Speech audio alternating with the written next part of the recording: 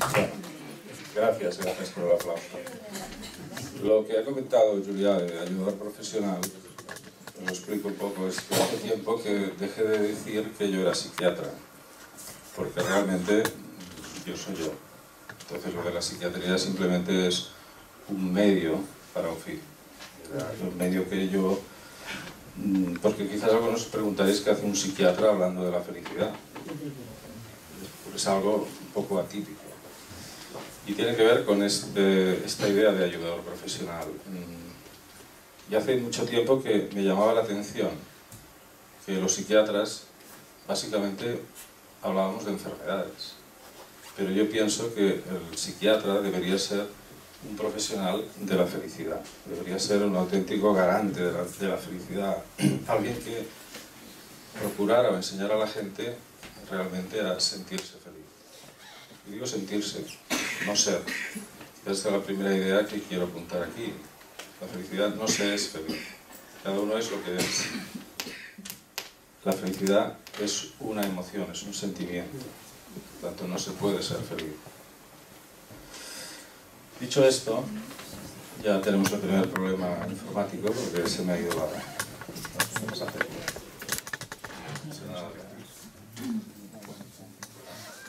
Los duendes. Ah, vale.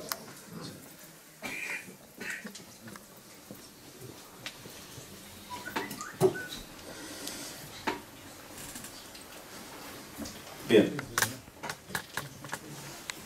Aquí veis muchos personajes, la mayoría son personajes conocidos.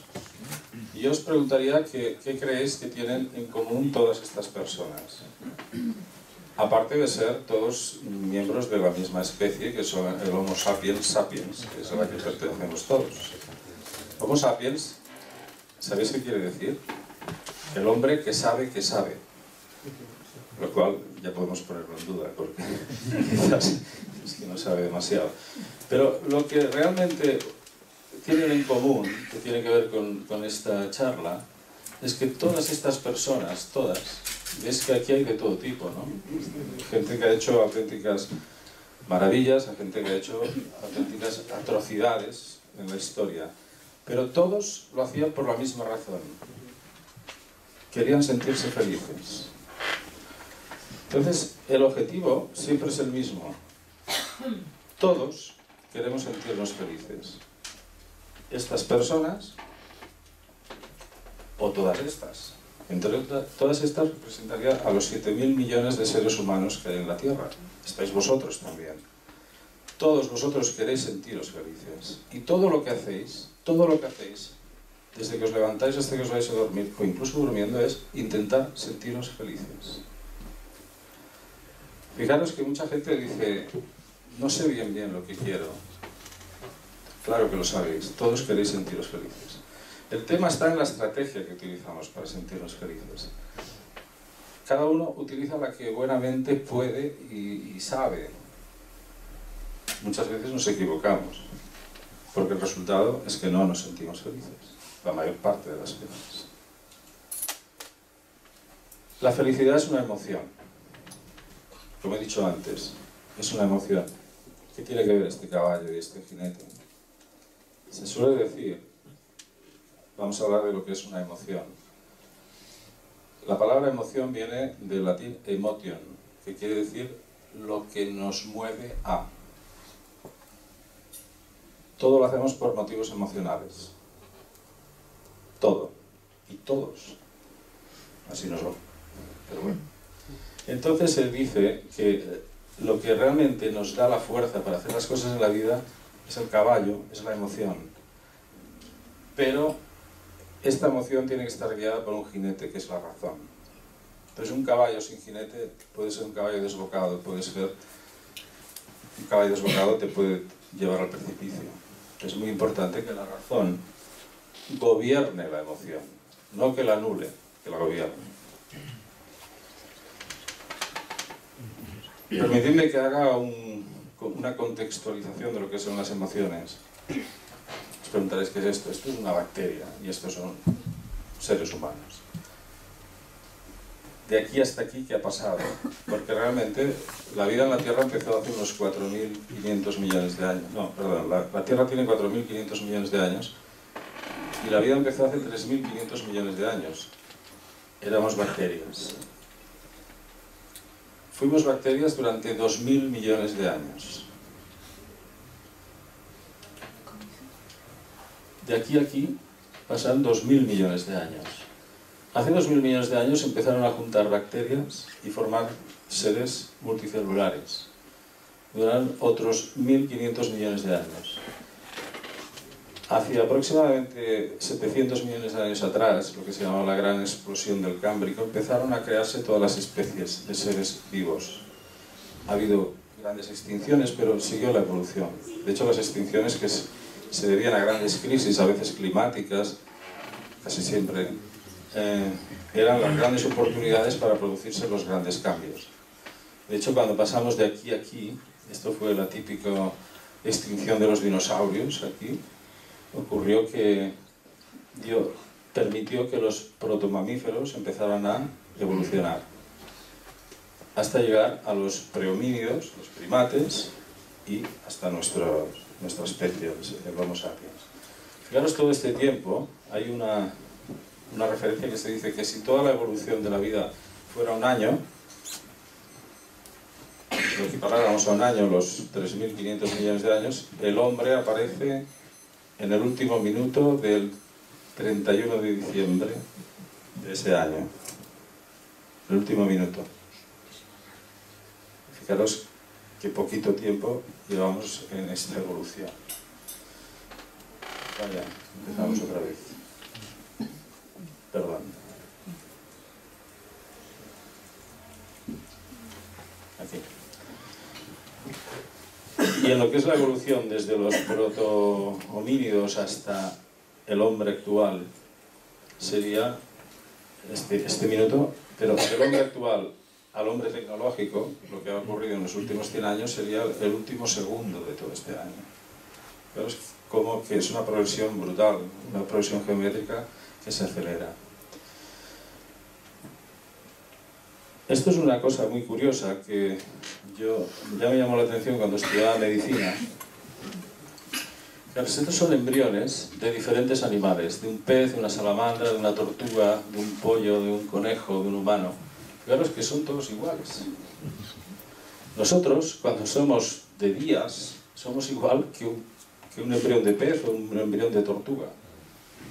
Luego, a medida que pasa el tiempo del embarazo, se van produciendo algunas modificaciones, pero fijaros que aquí aún hay muchas similitudes con los animales que más se acercan a nuestra especie, hasta llegar al final y tenemos un ser humano. ¿Y por qué digo esto? Pues porque el cerebro ha ido acumulando. Se dice que la frase exacta es que el desarrollo ontogénico imita al desarrollo filogénico. Os explico esta palabra, lo que quiere decir. El desarrollo ontogénico es el desarrollo del embrión, desde que es una sola célula hasta que es un ser humano.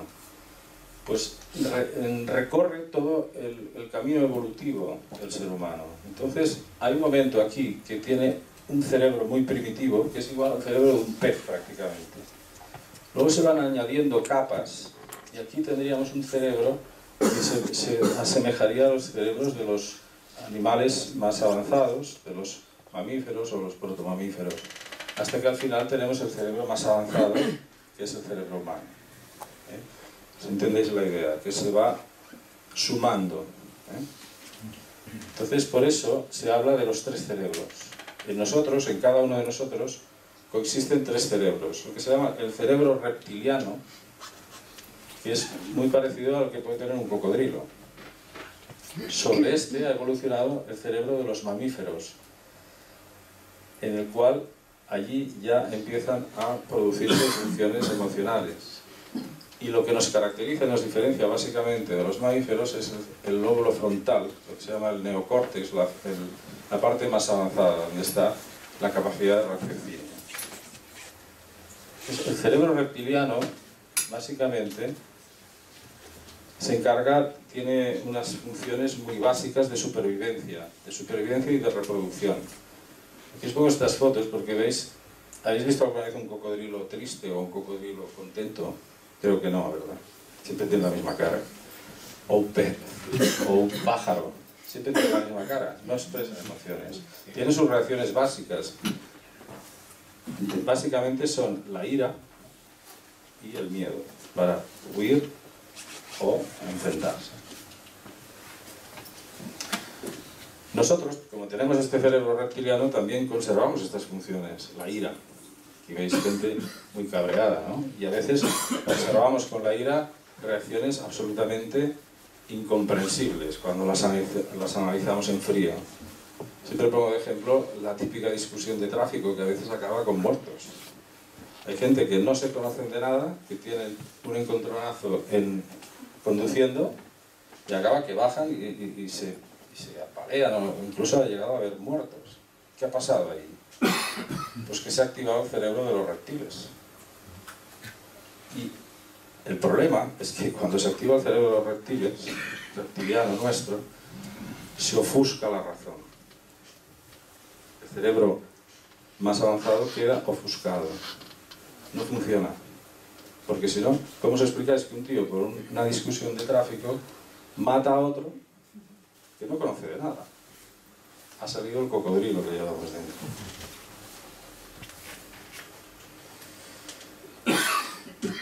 Otras emociones también muy primitivas tienen que ver con el tema de la territorialidad. Sabéis que los animales son muy celosos de conservar su espacio territorial, y el de la pertenencia al grupo. Y ahí, cuando actúa esa parte de nuestro cerebro, también cometemos acciones como personajes que ya conocemos todos. Por ejemplo, sería el Ku Klux Klan, pertenecer a un grupo capaz de hacer las atrocidades que hacían. Ya no hablemos pues, del genocidio nazi, etcétera, etcétera. Ahí ha actuado el cerebro también reptiliano.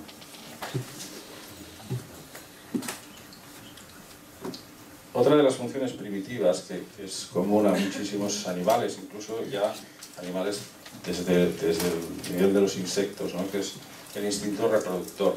Ahí está la sexualidad. También es un instinto que está básicamente en la parte más primitiva del cerebro. Otra emoción básica es el miedo. El cerebro reptiliano, en su función de adaptación, de supervivencia, tiene estas dos reacciones fundamentales, que es la lucha o la huida. Para la huida es cuando se activa el miedo. Aquí pongo dos imágenes porque el miedo, en psiquiatría hablamos mucho de ansiedad y de angustia. La ansiedad se define como el temor sin objeto, es decir, el ser humano es capaz de tener miedo a cosas que imagina, que es la mayoría de las veces que tenemos miedo, que sentimos ansiedad. Hay dos reacciones que muchas veces se confunden o se utilizan como sinónimos, que es la ansiedad y la angustia, pero no son lo mismo. La ansiedad es una acción mucho más activadora, la ansiedad te moviliza, la ansiedad te lleva a actuar, la angustia es bloqueadora, la angustia te inmoviliza. Son reacciones de adaptación. La ansiedad es la que lleva al animal que se ve amenazado por un depredador a salir corriendo. La angustia es cuando ese animal ve que no tiene salida, se paraliza y se hace como el muerto, se queda bloqueado porque a lo mejor puedo sobrevivir si no me ven. Aquí hablamos de una idea también interesante, que es del sufrimiento útil. ¿Hasta qué punto estas emociones pueden ser útiles? Pues lo son, si se mantienen en su nivel óptimo. Cuando vamos conduciendo por autopista a alta velocidad, es importante que tengamos una cierta ansiedad, porque esa ansiedad nos activa, esa ansiedad nos tensa los músculos, nos dilata las pupilas, nos aumenta la capacidad de concentrarnos en pequeños detalles. Si no tuviéramos ansiedad, es muy fácil tener un accidente. Si yo tengo que estar aquí dando esta charla, es mejor que tenga un poquito de ansiedad, porque eso me concentrará en la charla y será más eficaz. Pero si esa ansiedad fuera excesiva, también me bloquearía y sería poco eficiente. Por eso, ese sufrimiento, hasta cierto punto, puede ser útil. Y no siempre hay que tratarlo. La ansiedad no es una enfermedad, es una emoción muy primitiva, como hemos visto, que puede servirnos. Hola, Teresa. Bueno, estas reacciones primitivas, habéis oído hablar más de una vez, seguro, de la amígdala cerebral. Es una estructura muy primitiva del cerebro que tiene esta capacidad de reacción inmediata. De hecho, los inputs sensoriales, cuando vemos o oímos algo, primero pasa por la amígdala antes de llegar al lóbulo frontal, que es quien tiene que analizarlo. Por eso a veces hay reacciones inmediatas de miedo o de angustia. En la amígdala también es donde se activan las reacciones de agresividad, de la ira. Esas escenas que hemos visto antes, de los enfrentamientos, de las luchas, de la rabia. Esta es otra emoción básica que ya pertenece a otro nivel cerebral, que sería el amor. Estas reacciones, estas emociones, pertenecen ya al cerebro de los mamíferos. Empiezan a generarse en animales más avanzados, como los mamíferos. Evidentemente, dentro de los mamíferos pues hay todo un escalado. No es lo mismo un ratón que un gorila. Digamos que esa capacidad de sentir emociones en un ratón sería una insinuación, pero en un gorila es cuasi humano. Aquí vemos distintas escenas de lo que es el amor. Pienso que no hablamos solo del amor de pareja, hablamos del amor de un padre, de un hijo, del amor que puede experimentar un soldado salvando a un niño en una guerra. Todo esto es una reacción de amor que es muy importante y tiene una función en los animales superiores, como prácticamente somos nosotros, tiene una función social. El amor es comunicación no verbal. El amor es crear vínculos entre los miembros de la manada. Son vínculos muy importantes para que funcione toda la manada como un solo órgano, un solo organismo en armonía. Cuando hablamos del amor, sobre todo del amor de pareja, hay un concepto importante. A veces lo explico diciendo que el amor, el amar y el querer, que muchas veces se utilizan como sinónimos, pues curiosamente son casi lo contrario. Cuando uno ama, da. Yo puedo decir, te doy, te amo, te estoy diciendo, te doy mi amor. Yo tengo amor, yo me quiero, yo me amo, y yo te lo doy. Cuando uno quiere, lo que está diciendo es, yo te quiero. Fijaros el gesto de mi mano, yo te amo, yo te quiero. Esto, odio, amar, el mal de amores, viene de cuando no amas, sino que quieres. Esto nosotros llamamos dependencia emocional. Esto no es amor, es necesidad. Es, yo me siento feliz solamente cuando yo sé seguro que tú me amas. En cambio, el auténtico amor es, yo me siento feliz porque te amo. Y si te amo, lo único que quiero es que tú seas feliz. Es una emoción ya mucho más elevada, ya pertenece a un cerebro mucho más evolucionado. Esto es la curiosidad. Dicen que mató al gato, ¿no? Este pobre gatito dice que no puede evitar tocar al erizo. La curiosidad es la emoción contraria ¿a qué? Al miedo. El miedo hace que huyas, que te evitas del objeto o la situación a la que temes. La curiosidad que hace, te acerca. También es una emoción del cerebro mamífero. Todos los mamíferos son curiosos. Eso les ha ayudado a evolucionar. La tristeza, importante, la tristeza no es la depresión. La tristeza no es depresión. Se suele confundir. La tristeza es una emoción también adaptativa, es una emoción útil. También tiene una función de facilitar la cohesión del grupo. Cuando uno está triste, cuando veis estas caras, esta cara de este pobre anciano triste, o este niño, o este perro, ¿quién no se conmociona? ¿Quién no le surge un instinto de ir y ayudarle? Esto está innato en nuestro cerebro mamífero también. Son emociones básicas. La alegría. La alegría también sería el reverso de la tristeza, que tampoco es la felicidad, ¿eh? También es una función adaptativa la alegría, importante. La alegría de vivir, la alegría... Cuando alguien está alegre, cuando alguien expresa alegría, está enviando un mensaje al grupo. Está enviando un mensaje de tranquilidad, sobre todo de confianza. Si yo estoy alegre, tú te acercas a mí. Me ves como alguien, no soy una amenaza para ti. Es muy importante. Nosotros somos animales gregarios. Gregarios quiere decir que vivimos en agregados, en grupo. Por eso no podemos ser felices solos. El anacoreta, el que se va, el que se aísla de su grupo, está enfermo. No puede ser feliz así. Dice, no, yo estoy bien solo. No, no estás bien. Si no, estarías en tu grupo, que es para lo que te ha diseñado la evolución.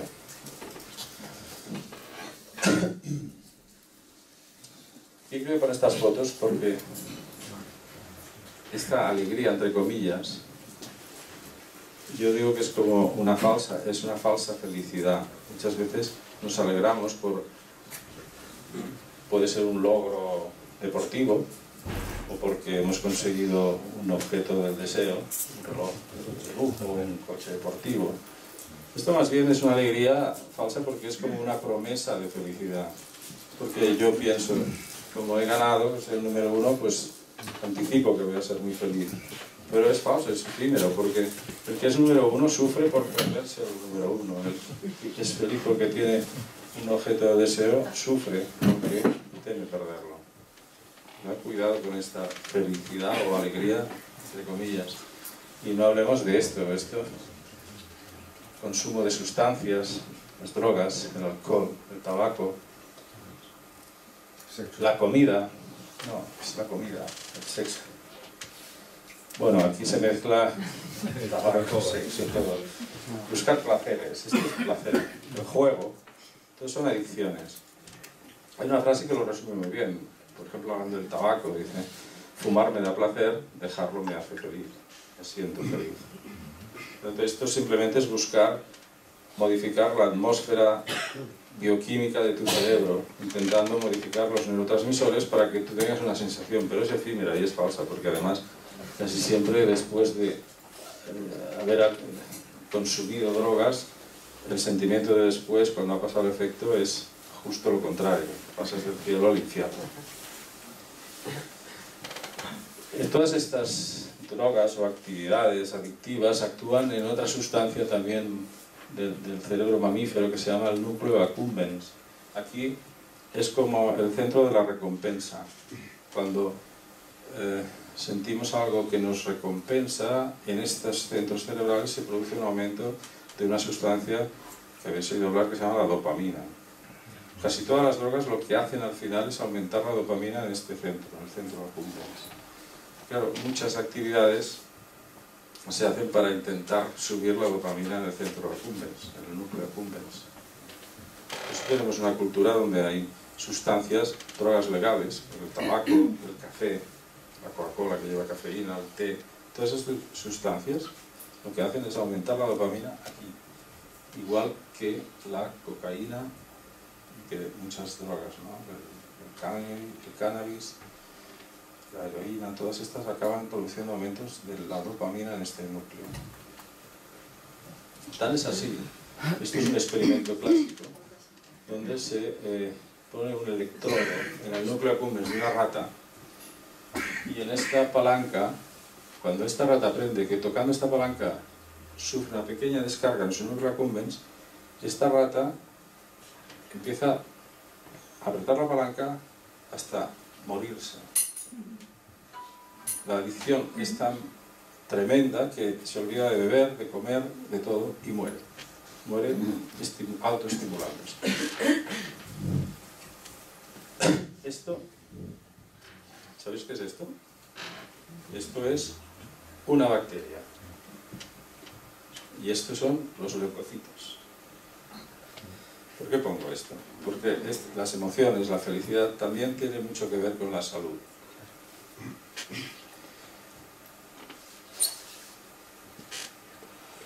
la medicina nuestra, la medicina, podemos decir, occidental, sería una medicina muy mecanicista. Es una medicina que entiende al ser humano como si fuera una máquina, un coche, un instrumento que se avería. Y si se avería hay que llevarlo al mecánico, entre comillas, que es el médico, que lo tiene que arreglar. ¿Y cómo lo arregla? Pues lo opera, o le da pastillas, o hace cualquier tipo de actuación. Esto es la medicina, básicamente la nuestra está basada en este concepto. Sin embargo, la medicina oriental, en mi opinión, tiene una visión mucho más lógica y coherente. La medicina oriental ve al enfermo como una persona que ha perdido un equilibrio llamado salud. Ve al enfermo como la persona que ha perdido su equilibrio, y lo que tiene que hacer el médico oriental es ayudarle a esa persona a que recupere su equilibrio. Y lo hace con muchas técnicas, ¿no? ¿Sabéis? Bueno, el reiki, en fin, la alimentación, un montón de actividades, pero todas están basadas en esta idea. Esto sabéis que es el símbolo del yin y el yang, ¿no? Pero siempre está... La idea nuclear es el equilibrio, recuperar el equilibrio. ¿Y qué equilibrio es el que hay que recuperar? El emocional. Básicamente el emocional. Hay toda una ciencia que se dedica a esto, que se llama la psiconeuroinmunología, una ciencia con mucho fundamento, que lo que estudia es esto, cómo un estado emocional es capaz de activar o desactivar el sistema inmunológico, cómo es capaz de cambiar todo el sistema endocrino, las hormonas, solo con las emociones. Y eso es lo que te puede llegar a hacer conseguir recuperar tu equilibrio y recuperar tu salud. Este niño dice, voy a ser feliz porque es bueno para la salud. Esta idea creo que es tan importante que habría que inculcarla ya desde la tierna infancia en todas las personas. Aquí reconocéis a este personaje, es Woody Allen, que una de las cosas por las que se les conoce es porque es un gran hipocondríaco. Es real, él mismo lo dice, que es un gran hipocondríaco. ¿Y por qué lo pongo? Porque suelo decir que el factor de riesgo más importante para la salud es preocuparse de la salud. Mucha gente que constantemente se está preocupando de su nivel de colesterol, de su tensión arterial, de su nivel de azúcar, de su masa magra corporal, de si tal, de si cual, de si la dieta. ¿Y qué es lo que está haciendo? Tener miedo. En realidad vive con miedo. Tiene miedo a perder la salud. Y ese miedo le hace perder la salud. Entonces, la gran paradoja. El factor de riesgo más importante para la salud es preocuparse por la salud. Así que mi recomendación es que dejéis de medir la tensión, de controlar el colesterol, de todo esto, y simplemente viváis una vida sana, una vida de ejercicio al aire libre, de pasión, de algo que os guste, que os apasione, y eso os preservará mucho mejor la salud que todo lo demás. Bueno, ahora hemos llegado quizás al punto clave. Esto que os parece una fórmula matemática. En fin. Muy bien, vais bien. Ahora, es fácil saber si la F, estamos hablando de felicidad, ¿qué es la felicidad? Sí, la F es... Bueno, esto, pensando, si se podría hacer una fórmula de la felicidad. Se podría escribir, se podría sintetizar o crear una fórmula de la felicidad. Pues después de muchas tertulias, llegamos los tertuliantes a la conclusión de que la felicidad podría ser, en esencia, dos conceptos, que es aceptar y agradecer al cuadrado. Aceptar que lo que te venga, se entiende, acepta todo lo que es negativo en tu vida, con neutralidad, lo aceptas. Y luego agradece todo lo positivo que te viene en la vida, pero no simplemente agradecelo mucho, al cuadrado, al cubo, a lo que quieras, agradecerlo. Si lo pensáis bien, simplemente con estas dos cosas, el sentimiento que genera es de felicidad, porque todos tenemos cosas que aceptar.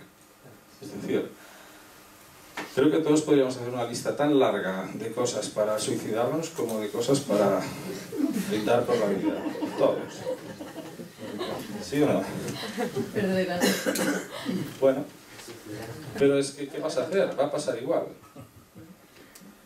¿Qué hace el antifeliz, es decir, el amargado?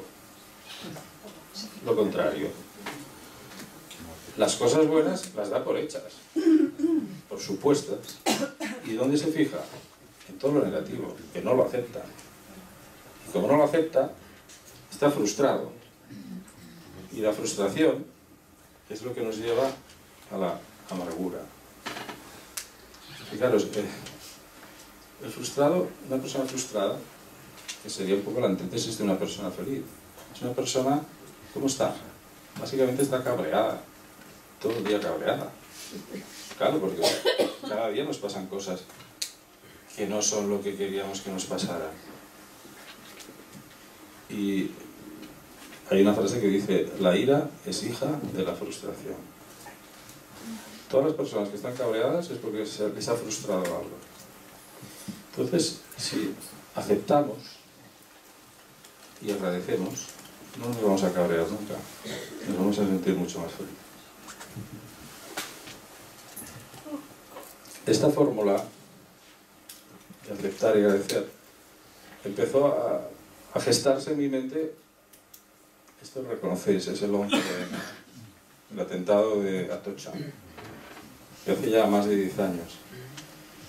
Claro, aquel fue un día, supongo que para todos fue un día terrible, ¿no? Entonces, pensando, ¿cómo se puede ser feliz habiendo ocurrido cosas como estas?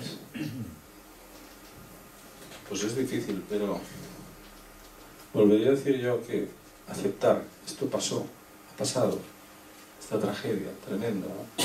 Cadáveres, 3 destrozados, y ha ocurrido. Pensé en esta frase, que sería la continuidad del título.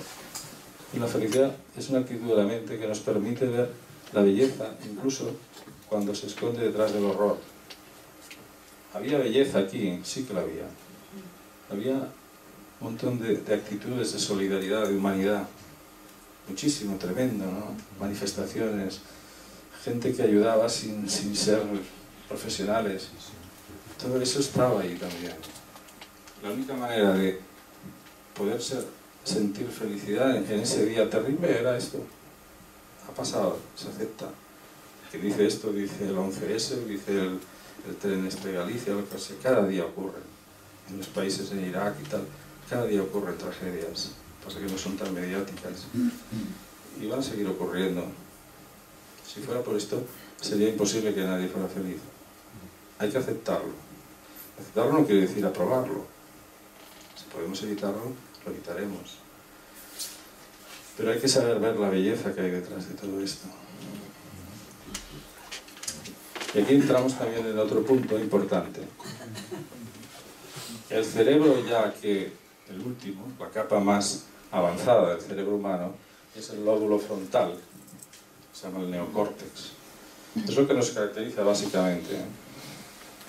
Lo que nos diferencia de un primate avanzado es el volumen, el porcentaje de lóbulo frontal respecto al resto del cerebro, que en el humano viene a ser el 37%. Un chimpancé viene a ser un 17% y es de los más inteligentes entre los animales. Tal es así que es capaz de utilizar herramientas, ya, porque eso supone una capacidad para prever lo que va a ocurrir con un acto que tú imaginas. El chimpancé, cuando se va a buscar la rama, tiene que pensar, con esa rama podré meterla en el termitero y coger termitas y comérmelas. Eso ya es un cerebro muy avanzado. Pero claro, hay un salto cualitativo tremendo entre el córtex frontal de un chimpancé al nuestro. ¿Y por qué digo esto? Pues digo esto porque este lóbulo frontal que nos permite decidir lo que queremos pensar. No podemos elegir lo que queremos sentir. No podemos elegirlo. Es imposible. No puedes decir, me voy a sentir cabreado, o me voy a sentir alegre, me voy a sentir ansioso, o me voy a sentir curioso. No lo puedes decidir tú. Pero sí puedes decidir lo que quieres pensar de todo lo que te ocurre en la vida. Y ese es el gran don que tenemos los Homo sapiens sapiens, que podemos decidir lo que queremos pensar. Es decir, no te sientes en función de lo que te ocurre, sino de lo que tú piensas de lo que te ocurre. Esa es la gracia. También es cierto que según sientes, pensarás. Esto, por ejemplo, en psiquiatría, cuando vemos a una persona con depresión, ya por la enfermedad tiene la emoción, el sentimiento absolutamente bajo. Y eso le condiciona sus pensamientos. Es muy difícil que un deprimido pueda elegir sus pensamientos. Su estado emocional le va a condicionar sus pensamientos. Entonces entra en un bucle, en un círculo vicioso. Estás deprimido, piensas en negativo y ese pensamiento te genera un sentimiento más negativo. Al final, en el fondo, es algo tan sencillo como el clásico botella medio llena, botella medio vacía. Incluso esta ni siquiera está medio llena. Una persona puede decidir, qué bien, aún me queda un tercio de botella. Fantástico. ¿Y cómo se siente? Bien. Otro, aunque faltara un dedo, podría decir, joder, ya me queda un dedo menos de mí. Pero esto ocurre. Hay gente que se va de vacaciones un mes y a los 15 días ya empiezan a estar hechos polvo. Porque dice, solo me quedan 15 días. Y ya no os digo el último día, está a punto de suicidarse. La persona positiva, ¿qué dirá? Hostia, aún me quedan 15 días. Fantástico. Y el último día dirá, hostia, me queda todo el día para disfrutarlo. Y lo ha decidido él pensar así. Pero ese pensamiento le va a condicionar clarísimamente su sentimiento. Se va a sentir bien. Y todo lo podéis hacer. Una cuestión de voluntad. Pensar en positivo. Yo estoy convencido de que si realmente todos pensáramos en positivo, el mundo sería un sitio muchísimo mejor. El mundo será lo que queramos nosotros. Depende básicamente de cómo queramos pensar.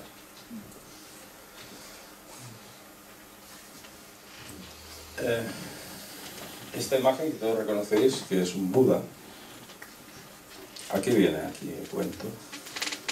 Pues, ¿sabéis? Buda era un príncipe que vivió unos 4 o 5 siglos antes de Cristo. Existió un príncipe que vivía en un reino maravilloso, que sus padres no le dejaban salir de ese reino para que no viera ni viviera el sufrimiento humano.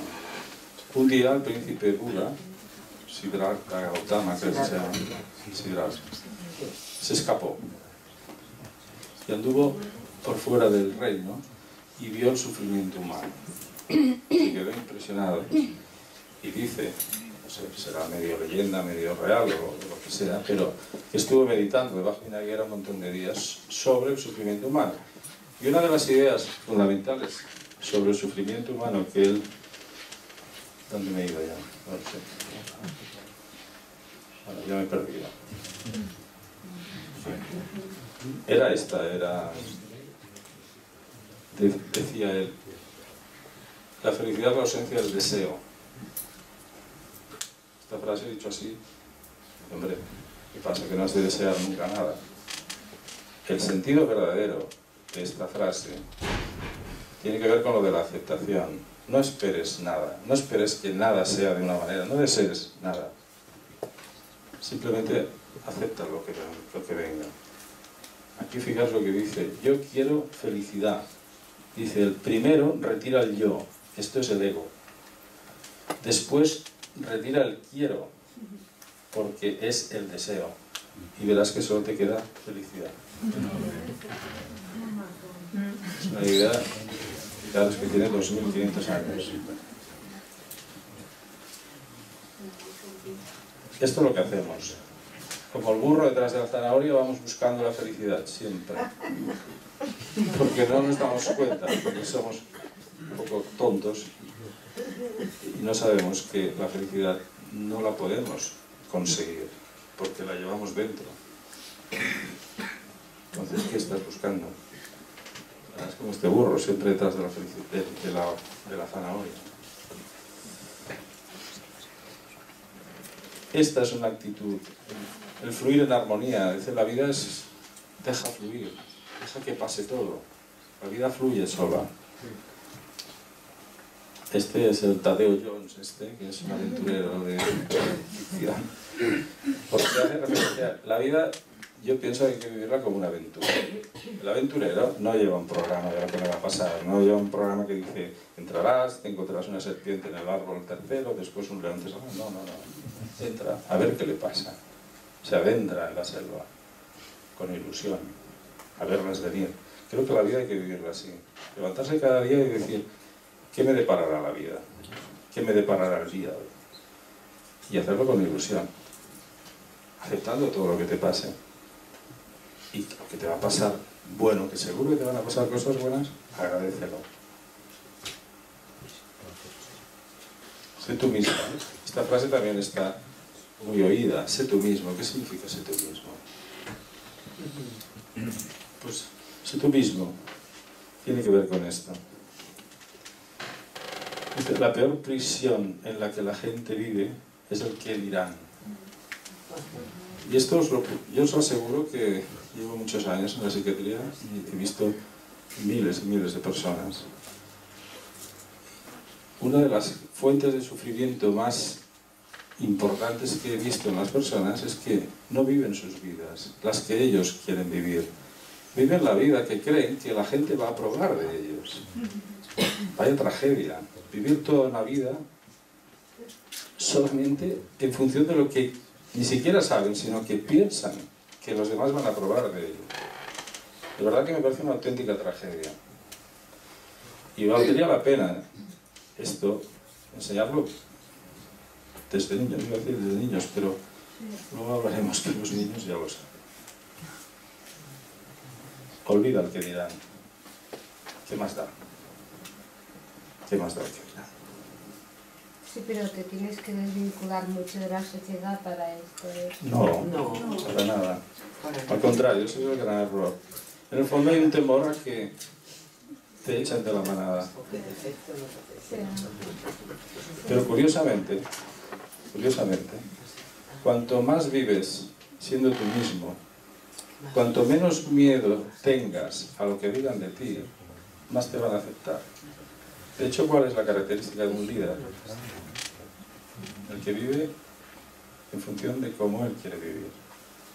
Y los demás acaban siguiéndole. Paradoja. Ámate, quiérete, la autoestima. Si eres tú mismo, te quieres. Si te quieres, eres libre. No dependes de nada, ni de nadie. La felicidad pasa por esto, ineludiblemente. Permitidme que haga un apunte, si no quiero herir ninguna sensibilidad, pero pienso que nuestra cultura está muy marcada por el pensamiento judío-cristiano de 2000 años de antigüedad, que tendrá sus cosas buenas, pero pienso que también ha generado mucho sufrimiento. Si os fijáis, la idea básica del pensamiento judío-cristiano es que sonarán frases como esto es un valle de lágrimas. Aquí, ¿a qué hemos venido? A sufrir, porque el premio está luego, en el cielo. Si te has portado bien, además hay un Dios iracundo, un Dios que se puede cabrear contigo, que puede castigar al infierno.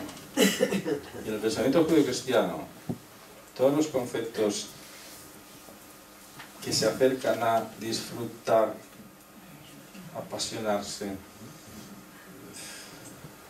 comer bien, aquello que dicen, todo lo bueno o mata o engorda, ¿no? No, perdón, engorda o es pecado, perdón. Perdón, sí, en fin, fijaros que todas estas ideas son próximas a la virtud. O sea, al revés, ¿no? Todas estas ideas son próximas al pecado. Sin embargo, ¿qué es próximo a la virtud para ellos? Ideas como sufrimiento, sacrificio, entrega, etcétera, etcétera. Esto nos ha marcado mucho a todos. 2000 años. Alguien le llama por teléfono. Bueno.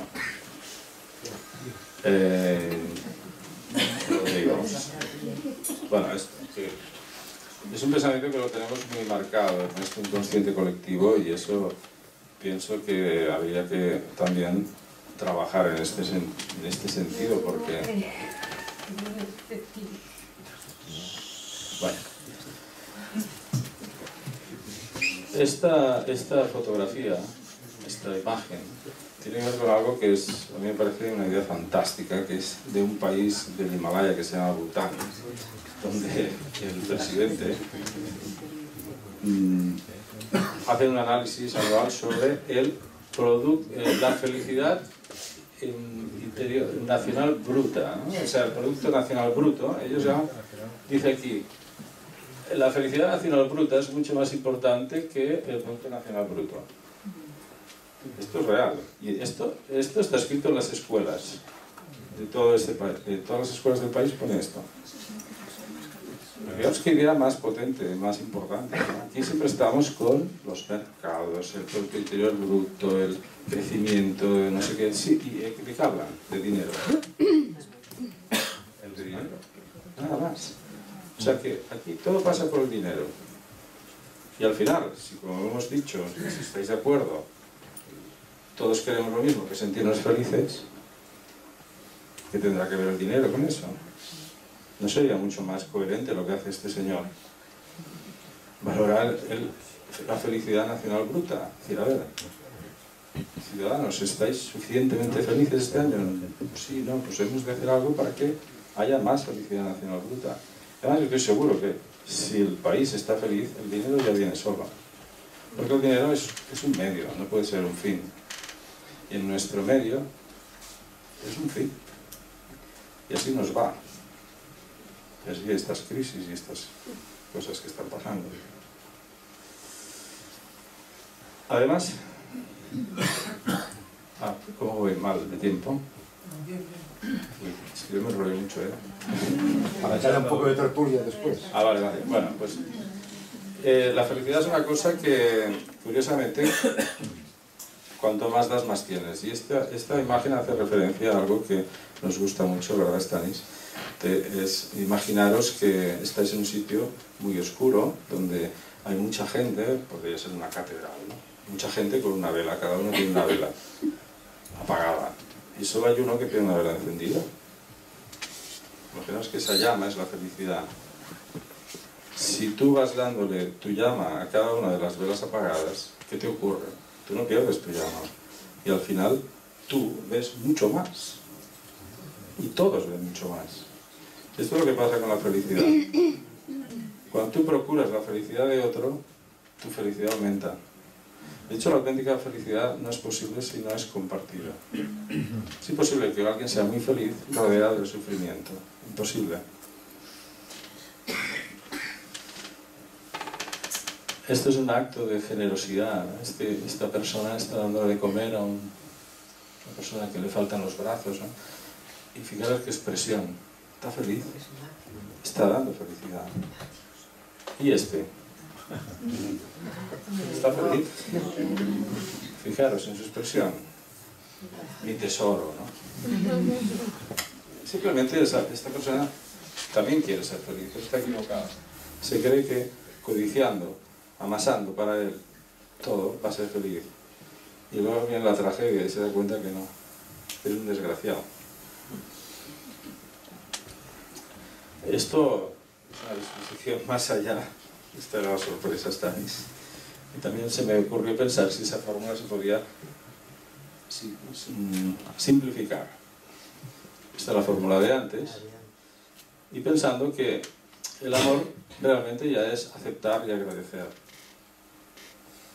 Entonces dije, pues si la felicidad es aceptar y agradecer y el amor también, la felicidad es el amor.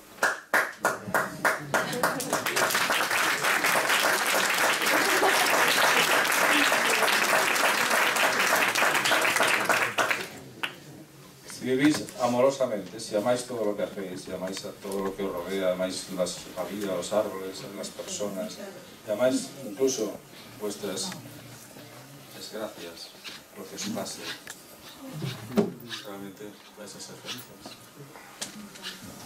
Este camino hacia el descubrimiento de todo esto yo llamo el camino de la sabiduría, porque la sabiduría es saber lo que de verdad importa en la vida. ¿Importa para qué? Para lo que estamos hablando. Porque si lo único que nos importa es sentirnos felices. Pues el sabio es aquel que sabe lo que de verdad importa en la vida para ser feliz. Y una manera un poco sencilla, una guía, es ¿qué es lo que de verdad importa en la vida? Pues fíjate, todo aquello que no se puede comprar con dinero es importante. Si no, pensadlo bien. Bueno, jo sempre ho dic al revés. Tot allò que es pot pagar en cèntims no té cap valor. És el mateix. Va costar molt d'entendre, però és just de real, que puguis pagar amb diners... No importa ya. Esta imagen yo me identifico. Yo no soy el niño, soy el elefante. ¿Qué vemos aquí? Antes hemos visto la idea del sabio, el maestro, una persona mayor, una persona con experiencia, una persona que ha acumulado mucha sabiduría a lo largo de la vida y está enseñando al niño. A mí me ha pasado lo contrario. Yo creía que era un elefante, que sabía mucho, hasta que han venido unos maestros y me han enseñado a mí.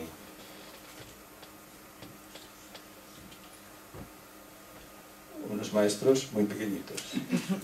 Luego crecen, pero son pequeños. Esta es una. Y cuando sonríe se ilumina el cielo. Estos son mis otros maestros. Porque yo me di cuenta de una cosa, que estos tíos ya venían con esta actitud de fábrica. Ya lo saben ellos, ya nacen así. Somos nosotros que los estropeamos con nuestras gilipolleces. Por lo tanto, todo esto es mucho más fácil. Ser el niño que lleváis dentro. Y todo este rollo os lo ahorraréis. Bueno, aquí acabo. Solamente os pido que me permitáis que haga un pequeño homenaje, si puedo, a esta persona que hoy hace justo un año que murió, Javier. Este también ha sido otro maestro. Y esta foto, además, está hecha en el lugar donde se fraguaron muchas de estas ideas que os he explicado hoy. Era donde vivía él. Justo hoy, el 31 de diciembre, murió. ¿Me vais a permitir este pequeño cosa personal? ¿Vale? Me gustaría mucho, Antonio,